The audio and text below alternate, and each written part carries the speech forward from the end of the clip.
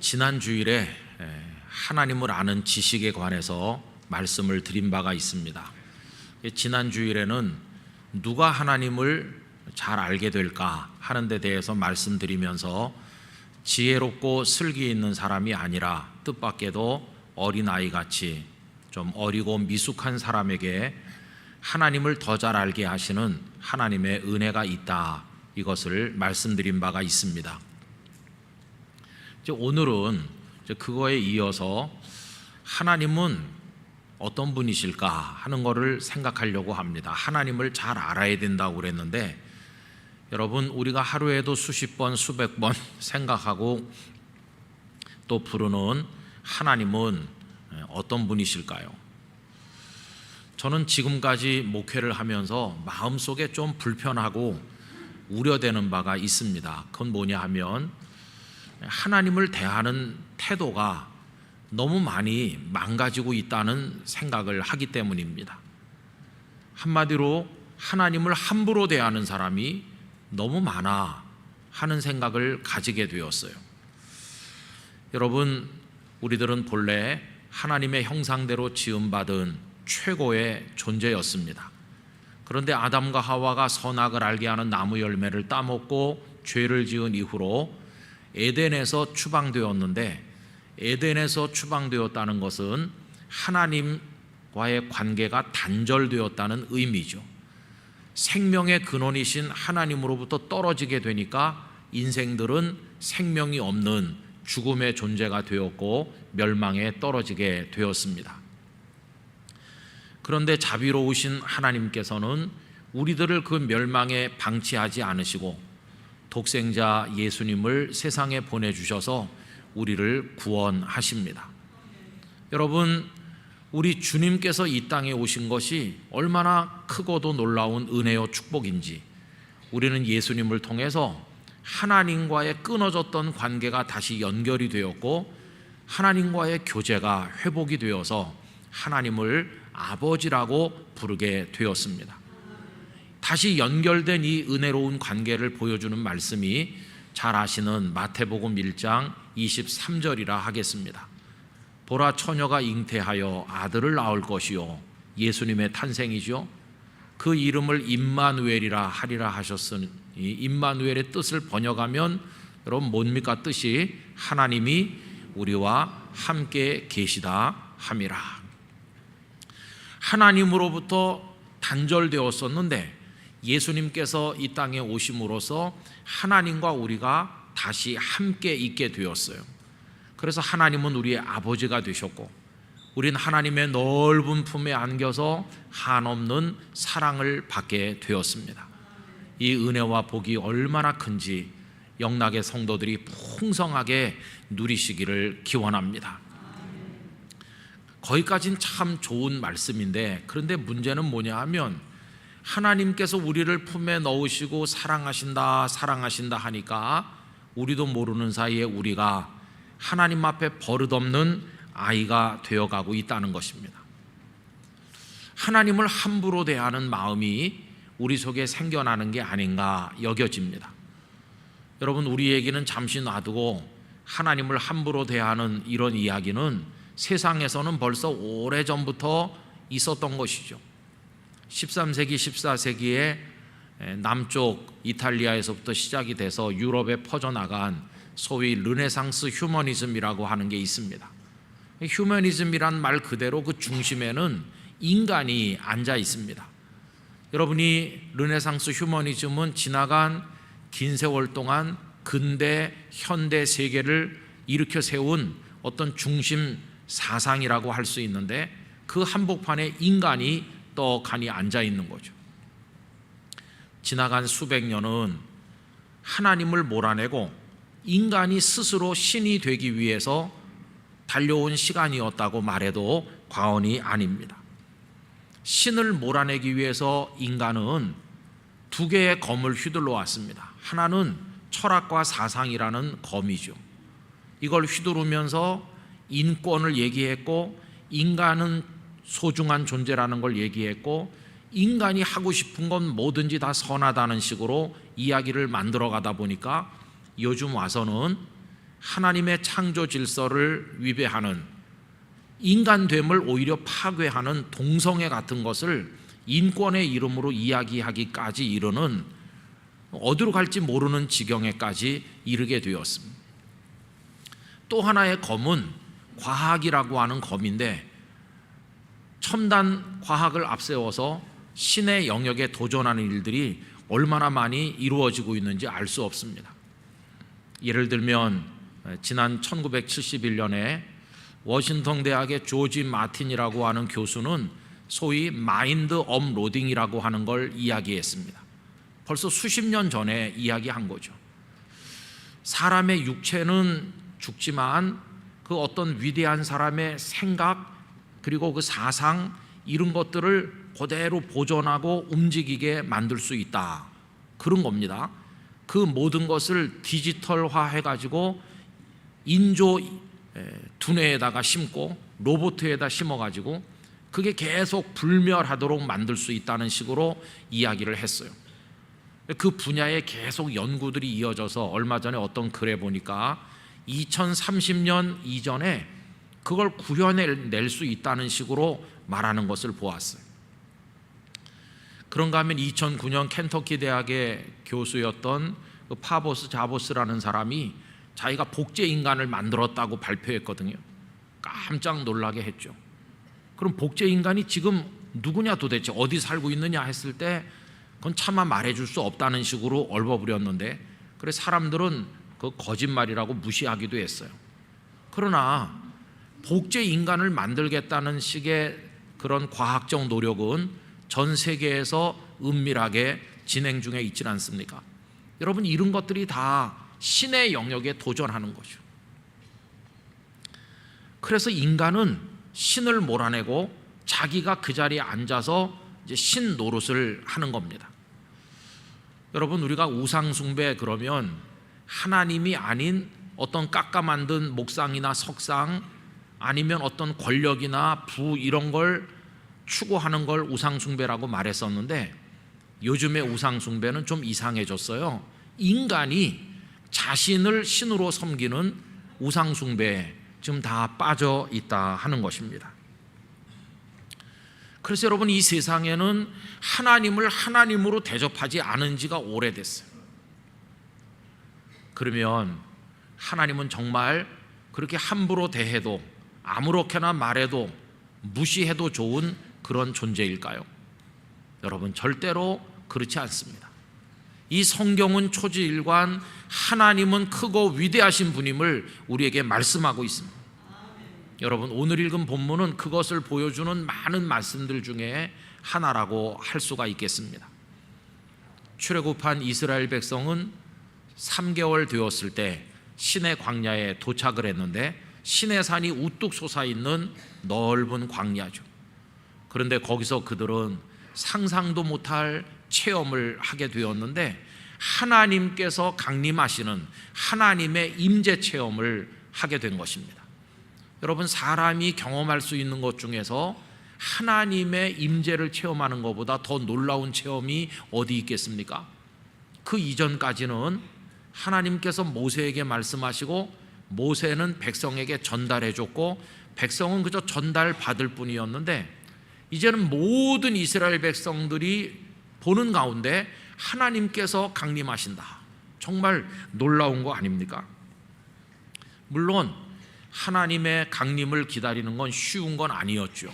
하나님께서는 그들에게 몇 가지 요구하신 바가 있어요. 그 첫째는 백성들을 성결하게 하기를 요구하셨습니다. 19장 10절 말씀에 보면, 여호와께서 모세에게 이르시되 너는 백성에게로 가서 오늘과 내일 그들을 성결하게 하며 그들에게 옷을 빨게 하고, 옷을 다 세탁을 해서 깨끗하게 입고, 그리고 자신의 마음들을 성결하게 하였습니다. 두 번째로 요구하신 것은 기다리게 하신 것입니다. 시간을 좀 가지고 마음을 준비케 하신 거죠. 11절에 보시면, 준비하여 셋째 날을 기다리게 하라. 이는 셋째 날에 나 여호와가 온 백성의 목전에서 시내산에 강림할 것임이니 라고 하셨습니다. 세 번째는 하나님께서 시내산에 강림하실 때 백성들이 산 위로 올라오지 못하도록 하기 위해서 산 아래 경계선을 설치하게 하신 것입니다. 12절입니다. 너는 백성을 위하여 주위의 경계를 정하고 이르기를 너희는 삼가 산에 오르거나 그 경계를 침범하지 말지니 산을 침범하는 자는 반드시 죽음을 당할 것이라 하셨습니다. 그래서 백성들은 다 옷을 빨고 셋째 날을 기다리면서 그 뒤에 읽어보면 여인을 가까이 하지 않고 나름대로 그날이 오기를 기다렸습니다. 하루가 가고 둘째 날이 가고 드디어 셋째 날이 되었을 때 이 백성들의 가슴이 얼마나 흥분으로 가득했겠습니까? 모세가 모든 백성들을 진 밖에 나오게 하고 다 시내산을 이제 우러러보게 한 것이죠. 그럼 여러분, 하나님께서는 어떤 모습으로 강림하셨나요? 오늘 본문 16절을 보십시오. 셋째 날 아침에 우레와 번개와 빽빽한 구름이 산 위에 있고 나팔 소리가 매우 크게 들리니 라고 했지요. 또 18절 19절을 읽겠습니다. 시내산의 연기가 자욱하니 여호와께서 불 가운데서 거기 강림하심이라. 그 연기가 온기가마 연기같이 떠오르고 온 산이 크게 진동하며 나팔 소리가 점점 커질 때에 모세가 말한즉 하나님이 음성으로 대답하시더라. 그 백성들이 보고 있는 가운데 하나님은 하나님의 모습을 보여주신 건 아니죠. 하나님은 형상이 눈으로 보는 분이 아니잖아요. 하나님은 영이시잖아요. 그 대신 하나님의 영광의 그 증거를 보여주시는데 우레, 번개, 빽빽한 구름, 그리고 연기와 불, 그리고 큰 나팔 소리 가운데 하나님의 음성이 들리는데 산이 진동하고, 여러분 한마디로 말하면 산이 진동하고 땅이 떨리는 가운데 하나님의 영광이 시내산 위에 나타나게 된 것이었습니다. 자, 그럼 여러분, 이거를 바라보는 백성들의 반응은 어땠을까요? 반응은요, 너무나 단순한 거였어요. 너무너무 놀라운 두려움, 어쩔 줄 모르는 전율, 그게 그들의 반응이었어요. 여러분 16절 말씀 우리 다시 다 같이 한번 읽어보실까요? 셋째 날 아침에 우레와 번개와 빽빽한 구름이 산 위에 있고 나팔 소리가 매우 크게 들리니 진중에 있는 모든 백성이 다 떨더라. 이렇게. 여러분 여기 떨더라, 이게 그들의 반응이었는데 이 하라드라고 하는 단어는 뭐 어쩔 수 없이 주체 못하게 떨리는 그 전율을 말하는 것이, 아무리 마음을 가라앉히고 평정을 유지하려고 해도 그 존재로부터 우러나는 떨림이죠. 너무 크신 분 앞에 가니까 막 두렵고 떨려서 감당할 수 없는, 그게 백성들에게 임했던 경험이었어요. 여러분, 하나님은 그냥 막 함부로 말해도 좋을 그런 분으로 나타나지 않았어요. 백성들의 눈앞에 우스운 존재로 나타나시지 않으셨습니다. 하나님은 온 백성을 떨게 만드는 크고 두려운 분으로 그 영광의 일단을 그 시내산 위에서 보여주신 것이었어요.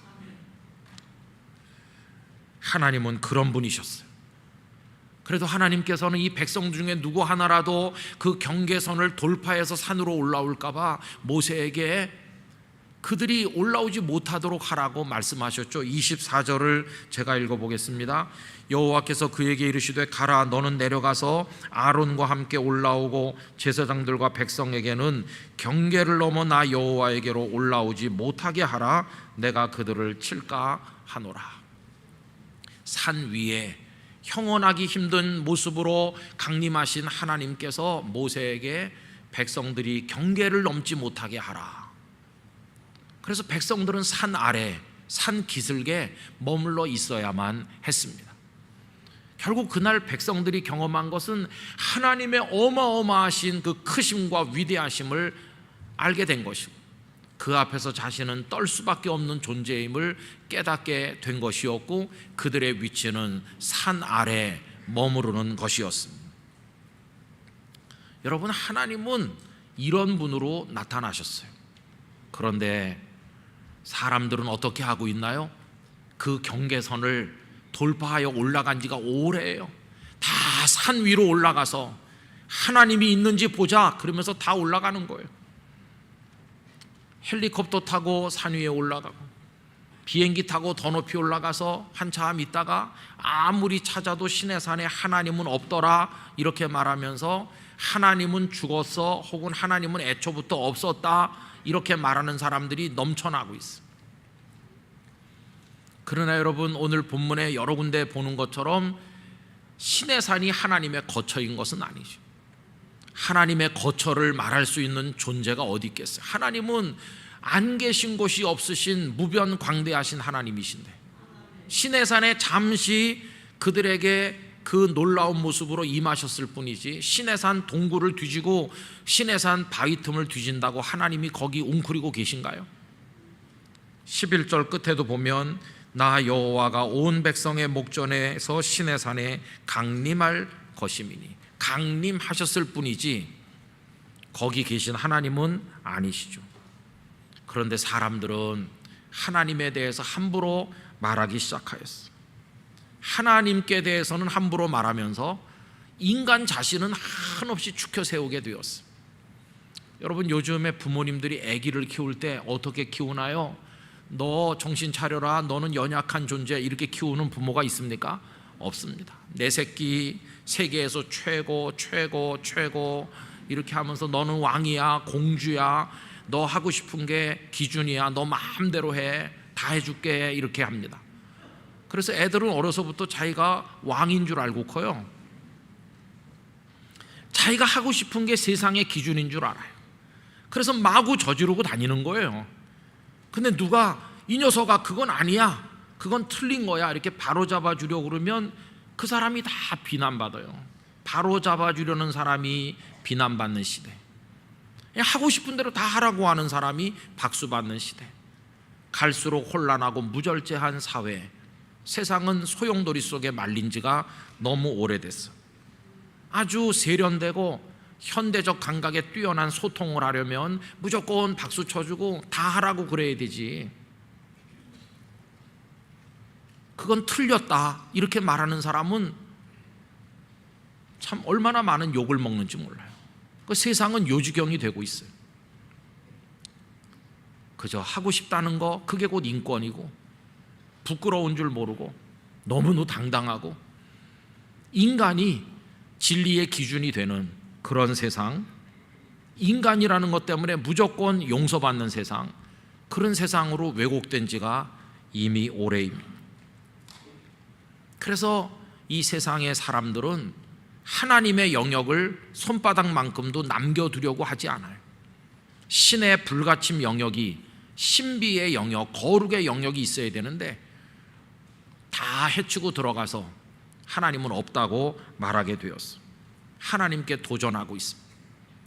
하나님의 크고 위대하심을 알아야 경외심도 생기고 그 앞에 무릎을 꿇기도 할 텐데 그런 마음은 다 사라진 채로 저저마다 다 신이 되어 살고 있는 오늘의 모습인 것이죠. 여러분, 창세기 11장에 하늘에까지 닿겠다고 그러면서 바벨탑을 쌓아 올리다가 무너져 내렸잖아요. 근데 다시 인간이 쌓는 바벨탑이 곳곳에서 올라가고 있는 중이죠. 하늘에 닿기 위해서, 신이 되기 위해서. 여러분, 이제 남은 건 뭘까요? 하나님께서 그 바벨탑을 무너뜨리신 것처럼 지금 이 세대가 쌓아 올리고 있는 바벨탑을 무너뜨리시는 것밖에 남은 일이 없는 건 아닐까요? 그게 곧 세상의 종말이 아닐까, 인류의 끝이 아닐까, 이런 생각을 하면 참 두려움이 많죠. 여러분, 우리는 코로나가 종식되기를, 자연재해가 사라지기를, 이 땅이 평화로운 세상이 되어 지구촌이 살기 좋은 곳이 되기를 저도 기도하고 여러분들도 기도하시잖아요. 그런데 그렇게 기도할 때 마음 한구석에 참 불편함이 있어요. 그 기도를 드릴 수 있는가? 하나님 지금 화가 많이 나 계시는데 뭐가 예쁘다고 지구촌의 재앙을 멈추게 하고 전염병이 사라지게 하고 뭐가 예쁘다고 이 지구촌을 살기 좋은 곳으로 만들어 주시겠어요? 하나님께서 오늘까지 참아주신 것만 해도 대단한 거죠. 이제 하나님의 손에 이 세상이 진멸당한다고 할지라도 할 말이 없는데 우리는 코로나도 물려가고 더 잘 살게 해달라고 하는 거예요. 더 잘 살아서 뭐 할 겁니까? 더 자기가 신이라고. 그럴 게 뻔하지 않습니까? 그래서 그런 기도를 하긴 하지만 참 하나님 앞에 죄송하다, 이런 마음을 가질 때가 많이 있는 게 사실입니다. 자, 그럼 여러분, 세상은 그렇다 치고 하나님을 경외한다고 하는 성도들이 모인 우리 교회는 어떨까요? 전에는 예배당 안에 엄숙한 마음으로 들어와서 자리에 앉으면 하나님의 그 거룩하심과 위대하심이 온몸으로 느껴져서 옷매무새를 바로 하고 고개를 숙이고 죄인이 오늘도 예배하러 왔습니다, 그러면서 하나님의 은혜가 임하기를 갈망하는 그런 겸손한 모습들이 우리에게 있었던 것 같은데, 그런 게 한국 교회의 영성 안에 점점 사라져가고 있는 것을 보게 됩니다. 예배는 물론 드리긴 드리죠. 그런데 예배가 끝나기가 무섭게 예배를 드렸다는 그 사람의 입에서 나오는 말과 살아가는 삶의 그 아나무인적인 모습을 보면 이거 하나님을 경외하는지 참 의심스러울 때가 많아요. 하나님 따위는 무시하고 교회를 휘젓는 사람, 함부로 말하는 사람, 교회를 무슨 사유재산쯤 되는 줄 생각하는 사람, 성도들을 마구 대하는 사람이 너무나 많아요. 예배가 끝나면 하나님은 수면 상태로 들어가십니까? 하나님은 골방에 문 잠그고 들어가서 안 나오시나요? 하나님을 너무 무시해요. 여러분, 설교도 그래요. 어떤 설교자의 설교를 들어보면은 마치 하나님의 모든 걸 다 아는 듯이 너무 지나친 자신감으로 말하는 것 같이 느껴져요. 하나님 마음속에 들어갔다 나온 것 같이 그렇게 말하는 걸 보면 저도 설교하는 사람 입장에서 참 불편하다, 그렇게 느껴요. 주님 하지만 주님이 안 계신 교회가 많은 게 아닌가, 이렇게 생각하기도 해요. 그래서 함부로 행동하는 성도들을 경계하기 위해서 어떤 목사님이 이러더라고요. 하나님이 보고 계셔요. 그러면은 하나도 느낌이 없기 때문에 시퍼렇게 두 눈 뜨고 보고 계셔요. 이렇게 하면 약간 좀 불편해한대요. 여러분, 지금 하나님이 보고 계신 거 아세요? 우리의 말을 들으시고 우리의 귀에 모든 걸 다 집중하고 계신 거 아세요? 뭘 듣고 뭘 말하고 뭘 보는지 하나님 다 보고 계시는 거예요. 우리부터가 하나님을 너무 무시하고 하나님을 너무 없이 여겼구나, 그런 회개가 지금 우리에게 필요한 것이죠. 성도 여러분, 이제 오늘 하나님을 경외하는 사람 1번인데 앞으로 조금 그 2번, 3번 계속 말씀드리려고 해요. 하나님을 경외하는 사람으로 사는 게 뭐냐? 한마디로 말하면 하나님을 경외한다는 그 의미는 하나님을 크고 위대한 분으로 높이고 두려워한다는 뜻이에요. 저는 우리 영락교회 성도들만이라도 하나님을 진심으로 경외하길 원합니다. 하나님 앞에 겸손히 엎드려야 되는 것이에요. 하나님의 성호에 합당한 영광과 찬송과 존귀를 오직 하나님께만 드리시기를 바랍니다. 하나님을 경외해야 되지. 그게 우리 속에 없어진 지가 오래가 아닌가. 여러분, 종교개혁자 마틴 루터는 하나님을 하나님 되시게 해라, 그런 말을 했다고 알려져 있는데, 사실은 루터 자신이 그렇게 표현한 것은 아니고요. 1947년에 피터 왓슨이라고 하는 영국 신학자가 Let God be God 이란 책 제목으로 책을 냈거든요.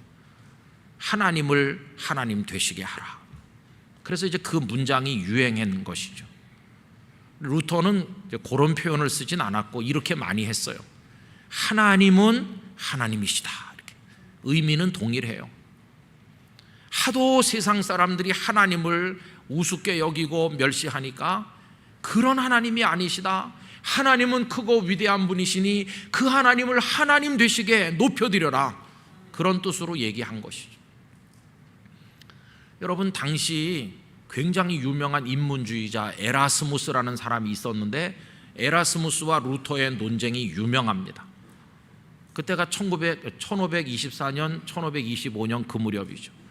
에라스무스가 이런 말을 했거든요. 하나님으로 하여금 선한 하나님이 되시게 해라. 하나님을 선한 하나님이 되시게 해라. 여러분, 이게 무슨 말인지 금방 딱 안 오시죠? 이런 얘기입니다. 뒤집어 말하면 에라스무스의 말은 선하지 않은 하나님은 내 하나님이 아니라는 거예요. 그러면 하나님을 내가 선택하는 거잖아요. 선하면 내 하나님, 내 마음에 안 들면 내 하나님 아니다. 그럼 하나님이 선한지 아닌지를 누가 들여다보고 평가를 내리고 점수를 매겨야 될 텐데 그건 누가 하는 겁니까? 인간이 한다는 거예요. 인간이 하나님을 앞에다 두고 평가하고 점수를 매기는 거죠. 이게 인문주의자적인 얘기 아닙니까? 인간이 하나님 위에 앉아 있잖아요. 그런데 그에 대해서 루터는 말하기를 인간은 하나님을 판단할 존재가 아니라 하나님에 의해서 판단받아야 될 자요 심판받아야 될 자다. 그리고 하나님은 인간이 존재하기 이전 영원 전부터 계시고 하나님이 선하든 악하든 하나님은 하나님이시지 인간이 뭐 이러고 저러고 말할 영역 안에 계신 분이 아니시고 인간의 영역을 초월해 계신 크고 위대하신 하나님이시다. 그래서 하나님은 하나님이시다. 이렇게 이야기를 하게 되었던 것이, 저는 우리 성도님들에게 간곡하게 말씀드립니다. 여러분, 산 아래 경계선을 넘으면 안 되는 것이에요. 선악을 알게 하는 열매를 먹은 아담과 하와가 왜 죽음에 이르게 됐나? 그 열매 속에 독이 들어있었나요? 아닙니다. 그 열매를 입에 넣었을 때 막 꿀같이 달아서 녹았을 거예요. 열매는 맛있었을 거예요. 그런데 왜 죽음에 이르렀나? 하나님께서 이 동산에 있는 모든 걸 다 먹어도 좋지만 그 중앙에 있는 선악을 알게 하는 나무 열매는 먹지 말아라 하신 것은 하나님께서 경계선을 쳐놓으신 것과 같은데, 그 하나님의 하나님 되심을 인정하는 경계를 뛰어넘어 그 열매를 먹었기 때문에 인생은 결국 죽음에 이르게 된 것이, 하나님이 쳐놓은 경계선을 넘어가면 안 돼요. 겸손히 산 아래 머물 수 있는 사람이 돼야 될 것입니다. 하나님을 두려워할 때 거기서 참 신앙도 시작이 되고 참 사랑도 느낄 수 있는 거예요. 여러분, 아까 그 임마누엘 얘기를 했잖아요. 하나님께서 사람 몸을 입고 이 땅에 오셔서 우리를 품에 안아주시고 하나님이 우리와 함께 계시다. 얼마나 놀라운 축복입니까?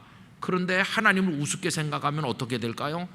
하나님 그냥 이웃집 사람 같아. 아침에도 오고 낮에도 오고 저녁에도 오고 좀 안 왔으면 좋겠는데 귀찮다. 하나님을 우습게 생각하면 그분이 나와 같이 계시다는 게 하나도 기쁘지 않아요. 그런데 하나님을 내 평생 살아도 먼발치에서 얼굴 한번 보기 어려운 그런 분처럼 그렇게 귀하게 생각한다면 그분이 오셔서 나와 같이 있다는 게 얼마나 영광스럽게 느껴지겠어요. 하나님을 크게 생각할수록 하나님의 사랑도 크게 느껴지는 겁니다.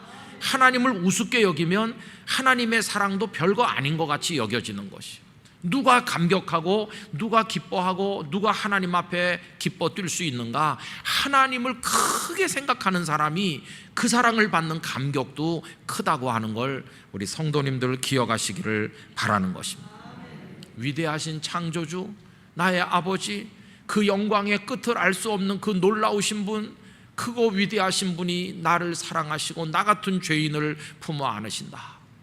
세상이 뭐라고 그래도 나는 그분 앞에 무릎 꿇고 모든 영광과 존귀를 아버지 하나님께만 올리겠습니다. 여러분, 이게 영락교회 성도들의 신앙이 되시기를 바라는 것입니다. 이제는 우리의 몸가짐도 언행도 하나님 앞에 겸손하게 바르게 해야 됩니다. 예배 드리는 자세부터 우리 바로 앉기로 하고, 하나님을 이야기할 때 우리의 어법도 예절 바르게 사용하기로 하고, 그리고 하나님 앞에 겸손하게 말해야 됩니다. 하나님, 저를 불쌍히 여겨 주시옵소서. 하나님, 저는 알지 못하니 무지를 깨우치시고 진리를 가르쳐 주시옵소서. 하나님, 제 뜻대로 하길 원하지 않사오니 하나님의 뜻을 기다리옵니다. 하나님의 때를 기다립니다. 아버지의 뜻이 이루어지게 하시옵소서. 이게 하나님을 높이는 사람의 기도하는 모습인 것이, 사무엘상 2장 30절 이런 말씀이 후반부에 나오죠. 나를 존중히 여기는 자를 내가 존중히 여기고 나를 멸시하는 자를 내가 경멸하리라. 영락교회 모든 성도들이 하나님을 존중히 여기시길 바랍니다. 그래야 하나님도 그런 사람을 존중히 여기시고 우리를 아들, 딸로 참되게 사랑하시고 생명의 길로 인도하실 것입니다. 세상이 아무리 요지경이라 할지라도, 심지어 하나님을 믿는다는 사람들까지 방종한다 할지라도, 영락교회 성도들은 하나님을 하나님 되도록 높여드리는 겸손한 성도, 참으로 하나님을 경외하는 성도가 되시기를 간절히 부탁드립니다. 기도하겠습니다. 존귀하시고 크고 위대하신 아버지 하나님이시여, 인생 미말에 처한 저희들이 교만하여 하나님의 영광을 함부로 이야기한 죄를 용서하여 주시옵시고, 경계선 아래 머무르는 겸손을 주시며 무릎 꿇어 하나님을 찬송하는 마음을 허락하여 주시옵소서. 하나님을 높이고 하나님의 위대하심을 알게 하사 그 하나님께서 죄인인 우리를 사랑하신 은혜가 얼마나 큰 것인지를 알게 하여 주시옵소서. 날마다 하나님을 높이고 경외하는 저희 모두가 되기를 소원하옵고 예수님의 이름으로 기도드리옵나이다. 아멘.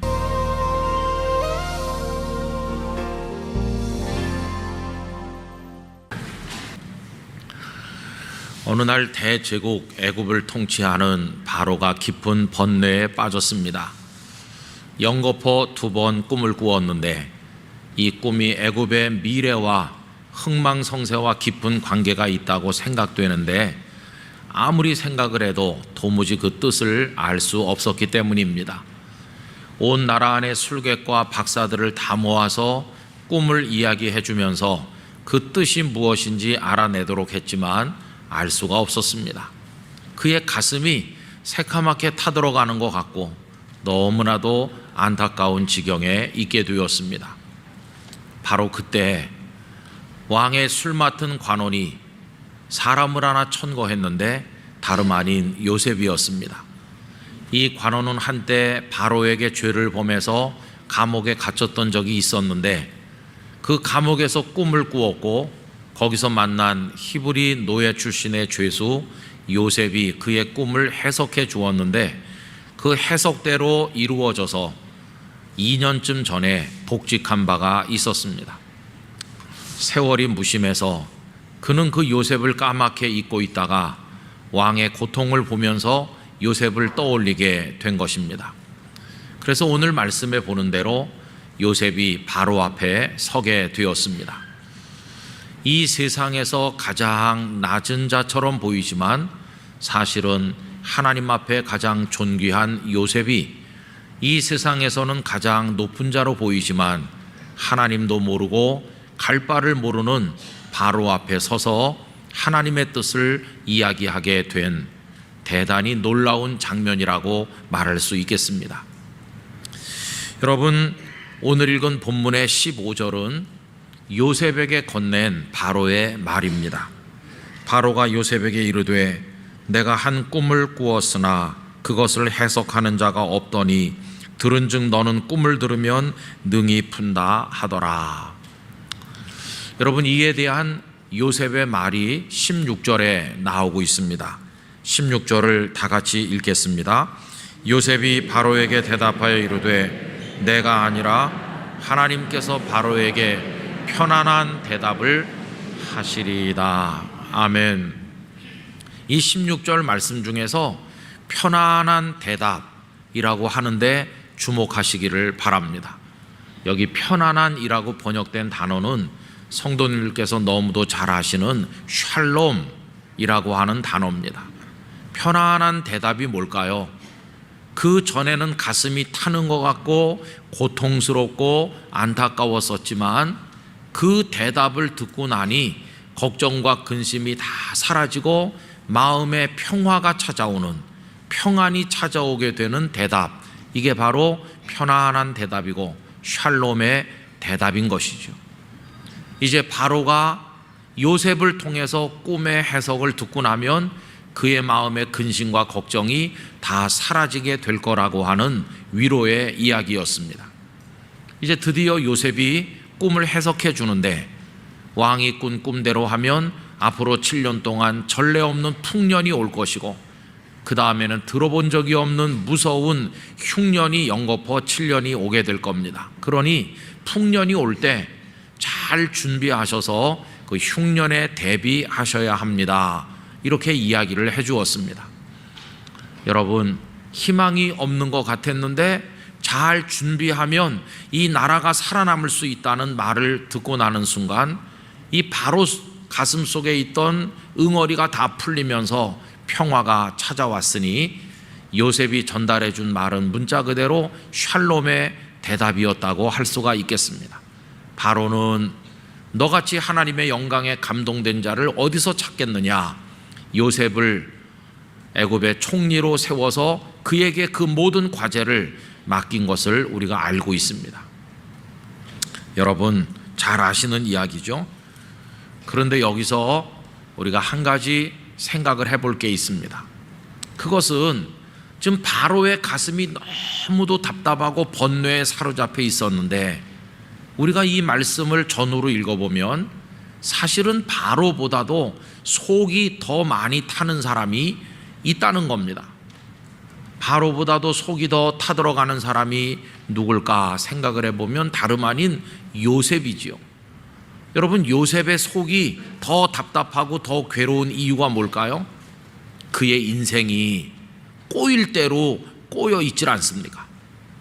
잘 아시는 것처럼 그는 아버지 야곱의 큰 사랑을 받던 아무 걱정 없이 살던 귀공자 같은 사람이었었는데 형님들에 의해서 인신매매되어 노예로 팔렸고 보디발 장군의 집에 노예가 되니 밑바닥 인생으로 하루아침에 추락하였습니다. 그리고 보디발의 아내의 그 간교하고 음란한 유혹을 뿌리쳤는데도 불구하고 너무도 억울하게 강간미수범이라는 누명을 덮어쓰고 감옥에 떨어져 있는 처지였습니다. 도대체 언제 거기서 풀려 나올 수 있을지, 내 인생이 왜 이렇게 됐는지, 내가 무슨 죄가 있어서 왜 나에게 이런 일이 다가오는지, 늙으신 아버지를 살아생전 한번 뵐 수는 있을 것인지, 내 미래가 어떻게 될 것인지 아마 그는 밤마다 몸부림치면서 하나님, 내 인생이 도대체 왜 이렇게 꼬인 겁니까? 왜 이렇게 됐는지 답을 좀 주세요. 그렇게 눈물로 부르짖지 않았겠습니까? 그래서 우리가 생각할 때 바로보다도 훨씬 더 심각한 사람, 그 해답을 발견하지 않으면 도저히 살 수 없는 사람, 그 사람이 요셉인 것으로 여겨진다는 것입니다.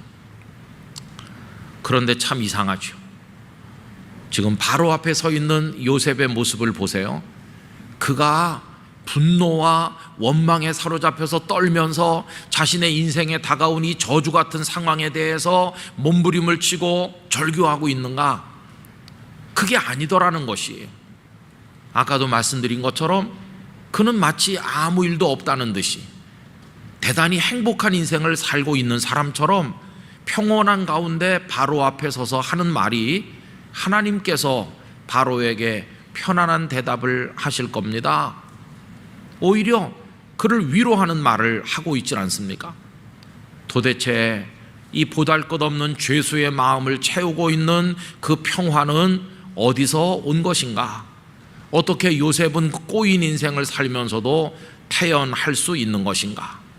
그 마음의 평정은 도대체 어디서 온 것인가? 이런 생각을 하게 되지 않습니까? 여러분, 어떻게 그럴 수 있었을까요? 그 대답이 간단합니다. 그것은 요셉이 이미 샬롬의 대답을 가지고 있기 때문이었어요. 왜 노예가 됐는지, 왜 감옥에까지 와 있는지, 앞으로 어떻게 될 것인지에 대한 자세한 건 알 수 없지만 그의 가슴을 채우고 있는 편안한 대답이 있었기 때문에 그는 노예임에도 불구하고 자유인인 것처럼, 마치 주인인 것처럼, 무엇에도 얽매이지 않은 것처럼, 죄수임에도 불구하고 존귀한 사람인 것처럼 자신에게 주어진 삶을 살아갈 수 있었다는 것입니다. 여러분, 요셉의 가슴을 채우고 있는 이 샬롬의 대답은 얼마나 그를 아름답게 만들었나요? 그가 보디발의 집에 노예였지만 그는 주어진 자신의 그 모든 일들을 노예처럼 억지로 감당한 것이 아니었어요. 마치 그 자신이 보디발인 것처럼 그 모든 일을 주인의 마음을 가지고 기쁨으로 감당하였는데, 이것이 보디발의 눈에 들어서 이 사람이 모든 일을 내 마음처럼 하는구나, 주인인 것처럼 하는구나. 그의 모든 재산을 요셉에게 맡겨 관리하게 하니 그는 가정 총무가 되었습니다. 감옥에서도 마찬가지였습니다. 막 붙잡혀 억지로 끌려와 가지고 갇힌 죄수처럼 고통스럽게 산 것이 아니라, 그는 감옥 바깥에 있는 사람보다 더 자유롭게 하루하루의 삶에 감사하면서 지나니, 그것을 본 옥사장이 감동을 받아 그를 모든 죄수를 돌보는 이로 세우게 된 것이었습니다. 성도 여러분, 분명히 노예인데 주인인 듯 살고, 분명히 죄수인데 자유하는 사람처럼 살아가는 요셉의 이 모습이 얼마나 멋있습니까? 상황에 매이지 아니하고 그걸 초월해서 살아가는 그의 모습은 대단히 아름답지 않습니까? 어떻게 그렇게 살 수 있는가? 그의 가슴을 채우고 있는 샬롬의 대답이 있었기 때문이었습니다. 우리 영락교회 성도 여러분, 다 지금 다양한 상황 속에 계시잖아요. 그 상황이 너무나도 힘들고 요셉처럼 내 인생이 왜 이렇게 꼬였나 생각하는 분들이 많이들 계실 줄로 아는데, 간절히 바라기는 우리 성도님들의 가슴에도 하나님께서 샬롬의 대답을 주시기를 원합니다. 그걸 붙들고 살아가시게 되기를 기원합니다. 자, 그러면 요셉의 가슴을 채우고 있는 그 상황을 이겨내게 만드는 대답은 어떤 내용의 대답이었을까요? 그건 아주 간단한 것이었습니다. 내가 비록 노예가 되었으나, 억울한 죄수의 자리에 떨어져 눈앞에 희망이 없는 것 같으나, 내 인생을 이끄시는 분은 하나님이신 줄 믿습니다. 내 삶은 하나님의 손안에 있음을 믿습니다. 나의 전 생애를 하나님의 손에 맡깁니다. 하나님, 저를 일으켜 세워 주시옵소서. 이게 그의 가슴 속에 있는 고백이었다는 것을 알게 됩니다. 여러분 잘 아시잖아요. 17살 됐을 때 그가 연거푸 꿈을 꿨는데, 한 번은 자신의 곡식단을 향해 형님들의 곡식단이 저라는 꿈을 꾸었고, 또 한 번은 하늘의 해와 달과 11별이 요셉의 별에 저라는 것을 꾸었고, 꿈으로 꾸었고, 이거를 참지 못하고 아버지와 형님들에게 이야기하다가 호된 꾸지람을 받았고, 결국 형님들이 그를 미워한 끝에 애굽의 노예로 팔기에까지 이르지 않았습니까? 어찌 생각해보면 그 꿈 때문에 내가 이 지경이 됐어. 내가 그 꿈을 꾸지 않았더라면, 꿈을 말하지 않았더라면 이렇게 초라하게 전락하지 않았을 텐데 꿈을 원망했을지도 모릅니다. 그러나 요셉은 그렇게 하지 않았어요. 하나님, 제가 앞으로 어떻게 될지 저는 몰라요. 구체적으로 어떤 일이 저를 기다리고 있을는지 저는 알 수 없지만 한 가지 분명하게 압니다. 이 꿈이 하나님께서 주신 것이라면 하나님께서는 저를 언젠가 존귀한 자로 세우셔서 모든 사람이 저 앞에 엎드려 절을 하도록 저를 영광스럽게 하실 줄 믿습니다. 하나님, 그날이 올 때까지 무수한 허들을 넘듯 장애물을 통과해야 되겠지만, 그 장애물을 넘게 하신다면 하나님의 손에 의하여 제가 승리할 줄 믿습니다. 내가 노예가 된 것도, 감옥에 갇힌 것도 그 장애물들을 통과하는 과정이라는 걸 저는 알고 있습니다. 그러니 하나님, 저의 인생을 원망하지 않고 그날이 올 때까지 하나님께 맡겨 기다리도록 하겠습니다. 이렇게 생각하니까 노예로 살아도, 감옥에 떨어져도 그는 자유인인 것처럼, 주인인 것처럼 그 상황을 초월하는 아름다운 삶을 영위할 수 있었다고 하는 것입니다. 얼마나 멋진 대답을, 자기 인생에 대한 해답을 품고 사는 모습인지요. 여러분, 상황이 우리들을 만들어가는 것이 아니라 그 상황을 어떤 마음으로 대하는지의 그 태도가, 우리 가슴에 심겨진 인생에 대한 해답이 우리를 만들어가는 줄로 믿습니다. 요셉의 가슴을 채웠던 그 확신은 그를 아주 당당한 사람이 되게 했는데, 주눅들지 않고 추하지 않게 모든 상황에 대처하도록 도와주었습니다. 보디발의 아내 유혹을 뿌리친 것도 그와 같습니다. 창세기 39장 9절, 이 집에는 나보다 큰 이가 없으며 주인이 아무것도 내게 금하지 아니하였어도 금한 것은 당신뿐이니 당신은 그의 아내임이라. 그 다음을 다 같이 읽으실까요? 그런즉 내가 어찌 이 큰 악을 행하여 하나님께 죄를 지으리까. 아멘. 그는 알았습니다. 자신이 보디발 장군 앞에 아니면 그 아내 앞에서 사는 것이 아니라 사실은 하나님의 눈앞에 자신이 살고 있다는 걸 알았습니다. 자신의 인생의 주인이신 하나님 앞에 살고 있는데 내가 어떻게 하나님 앞에 이런 죄를 범하겠는가? 그는 정도를 걷기를 원했고 당당하기를 원하여 그 여인의 유혹을 뿌리칠 수 있었다는 것입니다.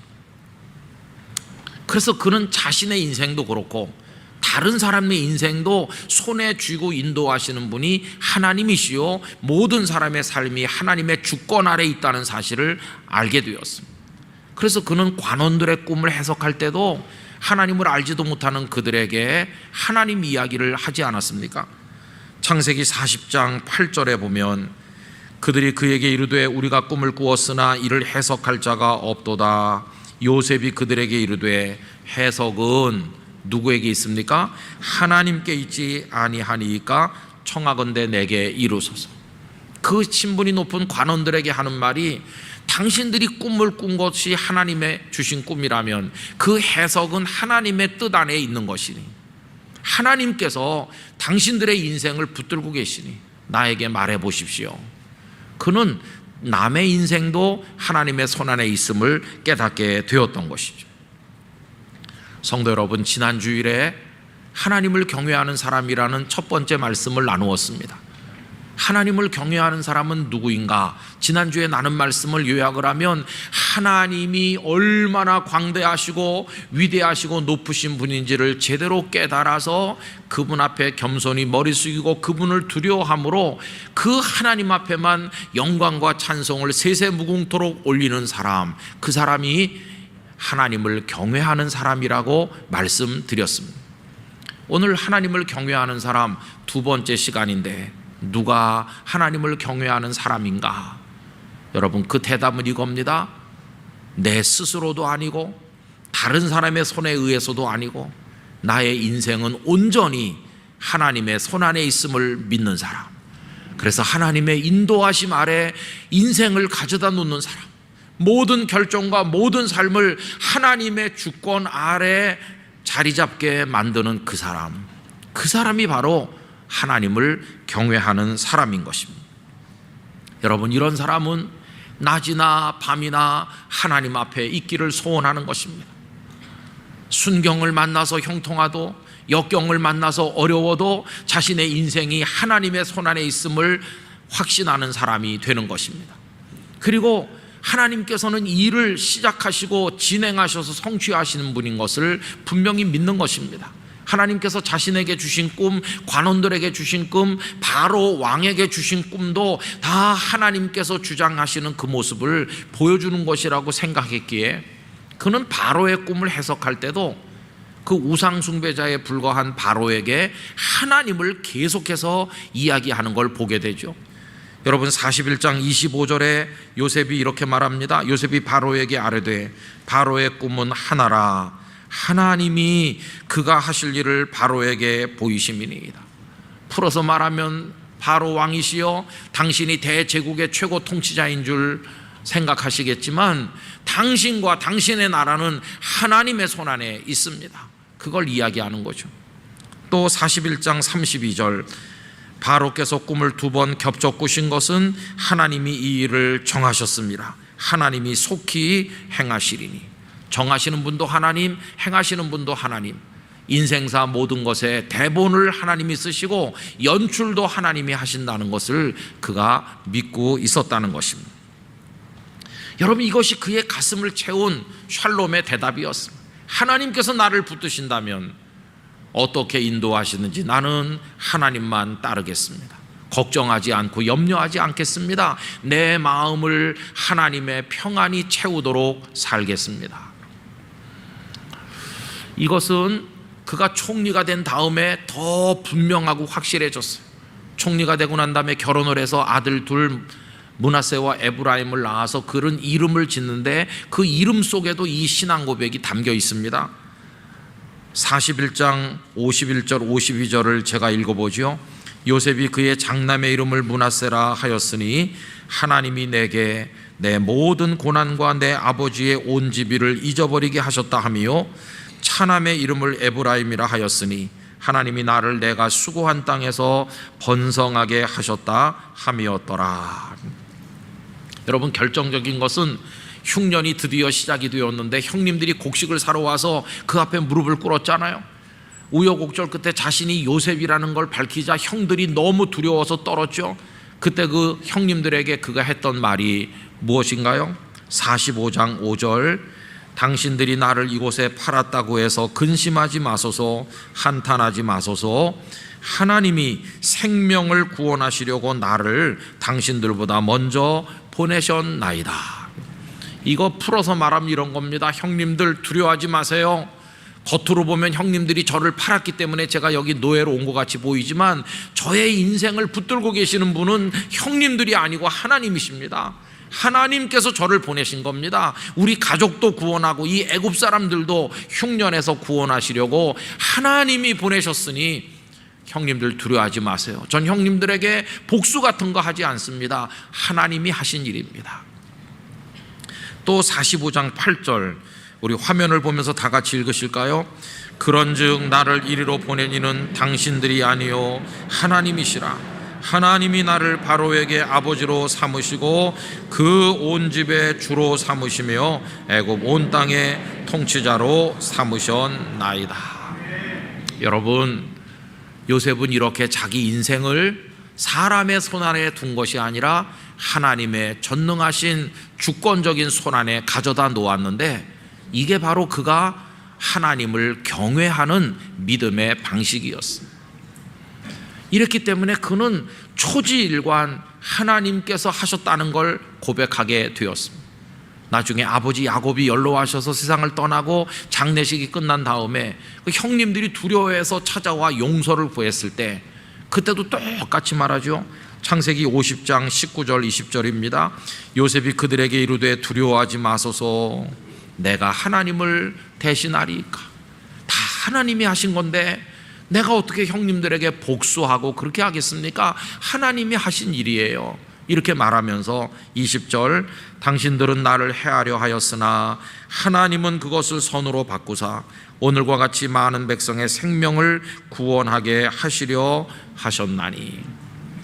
하나님의 뜻 안에 있으면 사람이 해할 수 없고 하나님이 인도하시면 언제나 승리하게 될 줄로 믿습니다. 이게 요셉이 가지고 있는 샬롬의 대답이었어요. 우리 영락교회 성도 여러분, 오늘 이 시간을 빌어서 말씀드립니다. 요셉의 믿음처럼 우리도 하나님을 경외하게 되기를 원합니다. 하나님을 인정하기를 원합니다.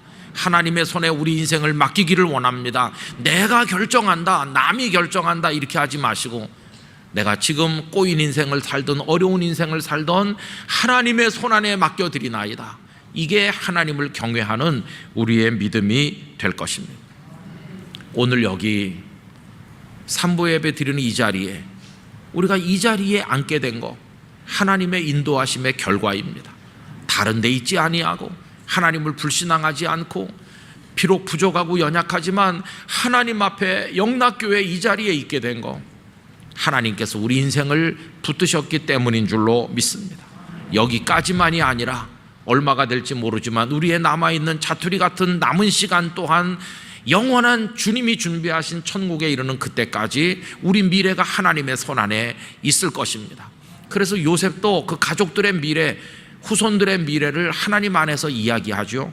창세기 50장 24절 25절, 요셉이 그의 형제들에게 이르되 나는 죽을 것이나 하나님이 당신들을 돌보시고 당신들을 이 땅에서 인도하여 내사 아브라함과 이삭과 야곱에게 맹세하신 땅에 이르게 하시리라 하고, 요셉이 또 이스라엘 자손에게 맹세시켜 이르기를 하나님이 반드시 당신들을 돌보시리니 당신들은 여기서 내 해골을 메고 올라가겠다 하라 하였더라. 여러분, 우리도 나중에 우리 자손들 앉혀놓고 나는 이제 하나님 나라로 가지만 하나님께서 너희들을 인도하시고 우리 가정을 인도하실 줄 믿는다. 우리도 이렇게 말하는 하나님의 손안에 우리 가정과 자녀들과 교회와 민족의 미래를 가져다 놓을 수 있는 사람 되기를 원하는 것입니다. 이게 하나님을 경외하는 겁니다. 여러분, 저는 지난주일 말씀드린 것처럼 하나님을 경외하는 사람이 점점 없어지는 거 아닌가. 하나님을 두려워하는 사람도 없어지고 하나님 앞에 버릇없이 구는 사람 너무나 많고, 그 지난주에 말씀드렸죠. 오늘 말씀드리는 건 하나님을 절대적으로 마지막 순간까지 내 인생의 주인이십니다 이렇게 고백하는 사람이 점점 줄어드는 거 아닌가. 우리 영락교회 성도들만이라도 참 경외의 믿음을 가지고 하나님 앞에 인생을 맡기는 성도가 돼야 되겠다고 생각해서 오늘 이 말씀을 드리는 것입니다.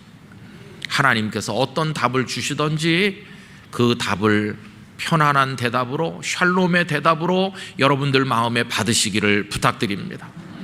이게 우리에게 남아있는 과제인 것이죠.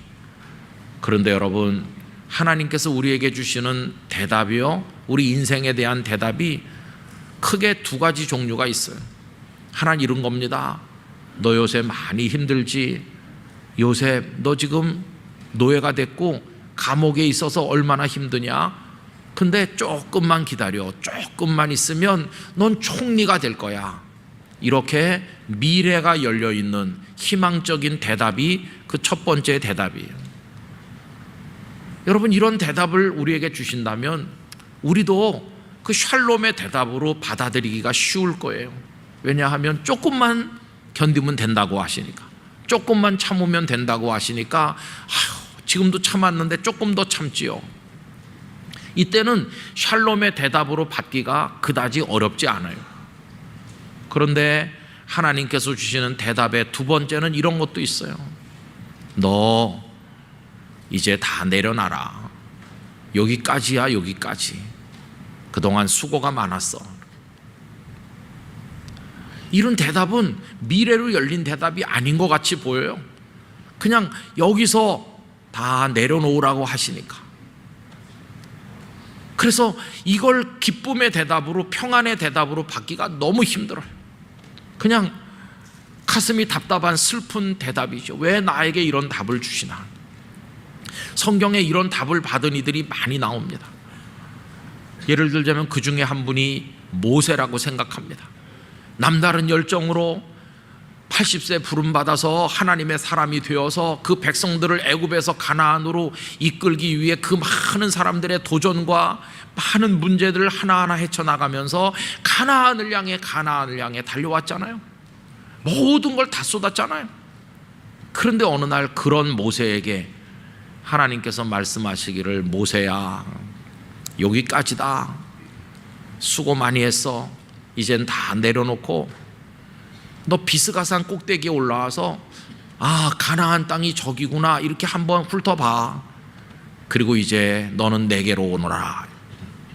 그런 대답을 주셨잖아요. 그때 이 모세는 그 답을 샬롬의 대답으로 받을 수가 없어서 막 가슴이 너무 힘들어가지고 하나님 앞에 절규했죠. 하나님, 왜 이러시는 겁니까? 나 가나안 땅에 가고 싶어요. 나 가나안을 발로 밟고 싶어요. 그 대답 말고 다른 대답을 주십시오. 이렇게 했죠. 그런데 하나님께서 더 이상 그거 가지고 말하지 말아라.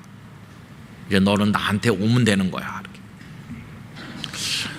여러분, 그러면 그 답을 받은 이후에 모세의 남은 시간 동안 그가 분노, 하나님을 향한 원망, 그리고 고통스러운 몸부림, 그거 가지고 그냥 아무렇게나 사명을 다 내던져 버리고 그렇게 했나요?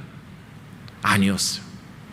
신명기를 쭉 읽어보면 하나님께 그런 어려운 대답을 받았음에도 불구하고 그는 그 모든 걸 초월해서 백성들에게 마지막 당부를 다하고 하나님의 말씀을 차근차근히 일러주고, 당신은 들어가지도 못할 건데도 가나안에서 복되게 사는 비결이 뭔지를 일일이 이야기해주고, 그들을 한없이 축복하고 12지파를 축복하고, 그리고 비스가산 꼭대기 그 느보산에서 휘둘러 한번 바라보고 호련히 하나님의 부르심을 받질 않았습니까? 아니, 그렇게 이해되기 어려운 대답을 들은 모세가 어떻게 평안한 모습으로 그 사명을 완수할 수 있었나? 여러분, 그것은 처음에는 그 대답이 고통의 대답으로 다가왔지만 그의 내면에서, 그의 영혼 안에서 그가 가진 믿음으로 그것을 승화시켜서 그것까지도 샬롬의 대답으로 받아들일 수 있었기 때문이었어요. 그는 그것을 샬롬의 대답으로 바꾸는데 성공한 사람이었어요. 처음에는 아멘 하기 어려웠지만 그는 기쁨으로 그것을 받아들인 것이었어요. 그래서 저는 모세의 위대한 순간이 언젠가 백성들과 함께 홍해를 건널 때, 반석을 쳐서 물이 솟게 할 때, 그때가 위대한 모습인가? 아니라고 생각합니다. 모세가 정말 하나님을 경외하는 진정한 믿음의 사람이었음이 증명된 건 바로 그 순간, 하나님 알겠습니다, 그게 하나님의 결정이라면 제가 기쁨으로 하나님 앞에 가겠습니다, 그 대답까지도 샬롬의 대답으로 받아들인 그때가 모세가 가장 위대한 순간이라고 생각을 하고 있습니다. 여러분, 저는 우리 영락교회 바깥에서 혹은 안에서 지금 오늘 7월 24일 이 순간에 모세가 받은 것과 같은 똑같은 대답을 받은 사람들을 여러 사람 알고 있습니다. 그런 분이 여러 분 있어요. 그 소식이 저에게 들려올 때 너무나 안 됐어요. 아니, 왜 조금만 참으면 잘 될 거라고 하지 않으시고 왜 이제는 다 내려놔라, 이런 대답을 주셨나?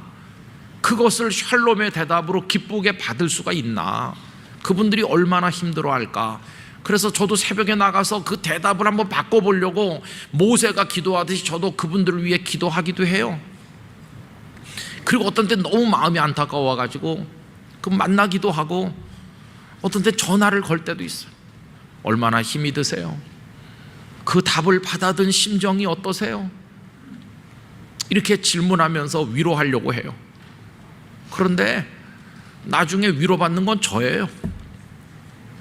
불과 며칠 전에도 영락교회 한 성도가 저에게 이렇게 말했습니다. 목사님, 괜찮아요. 저 준비가 다 됐고요. 아무 걱정하지 마세요. 저 위에 걱정하실 거 없어요. 하나님께서 저를 더 두셔도 감사, 오라고 부르셔도 감사, 저는 그냥 감사할 뿐이고, 저같이 미천하고 보잘것없는 사람의 마음속에 이런 믿음을 넣어주신 하나님의 은혜가 그냥 감사할 뿐이에요. 그런 대답을 들으면서 돌아설 때, 전화 수화기를 놓을 때 가슴이 먹먹해지면서 마음에 뜨거운 눈물이 흘러요. 아, 하나님을 경외하고 있구나.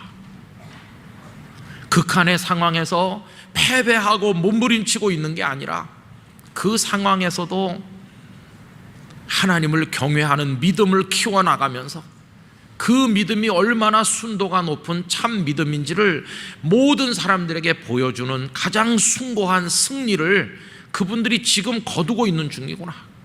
하나님, 그런 믿음으로 그들이 하나님을 경외하게 해주신 걸 감사합니다. 그런 감사를 드리고 있습니다. 성도 여러분, 어떻게 생각하세요? 하나님을 경외한다고 하는 것은 이런 겁니다. 우리가 하나님을 아버지라고 부르고 하나님을 믿는다고 하는 건 시시한 게 아닙니다.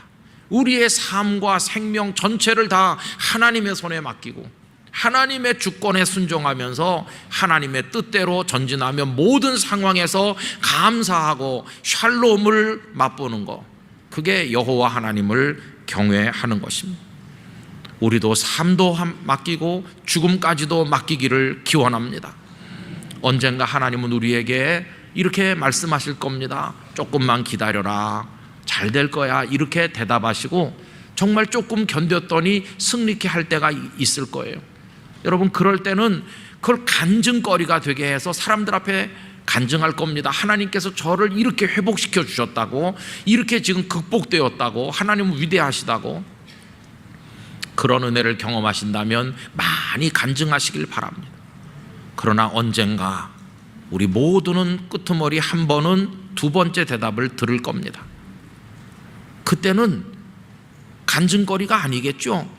하나님께서 우리를 위해 준비하신 예수 그리스도의 십자가와 부활을 통해 준비하신 그 나라에 갈 거니까 사람들 앞에 간증 같은 거 할 겨를이 없겠죠. 그럼 간증 못하면 뭘 하게 될 것인가? 그때는 하나님 앞에 서서 영원히 우리 하나님을 찬양하게 될 줄로 믿습니다. 그게 여호와 하나님을 경외하는 사람의 모습인 것이죠. 영락의 모든 성도가 참 절대 믿음을 발견하기 어려운 오늘 같은 시대에 살고 있지만 우리 성도들만은 이런 믿음으로 하나님을 경외하시기를 기원합니다. 내 주여 뜻대로 행하시옵소서. 내 모든 일들을 다 주께 맡기고 저 천성 향하여 고요히 가리니. 시끄럽고 소란스럽게 몸부림치고 원망하고 저주하고 그렇게 하는 게 아니라 고요히 인도하시는 대로 가는데 살든지 죽든지 뜻대로 하소서. 이런 믿음으로 하나님을 경외하는 우리 모두가 되기를 간절히 기원합니다. 기도하겠습니다. 저희들의 인생의 주인 되신 아버지 하나님, 저희들의 삶도 저희들의 죽음까지도 어떤 대답을 주시든지 샬롬의 대답으로 받는 여호와를 경외하는 믿음의 사람 되게 하여 주시옵소서. 예수님 이름으로 기도 올리옵나이다. 아멘.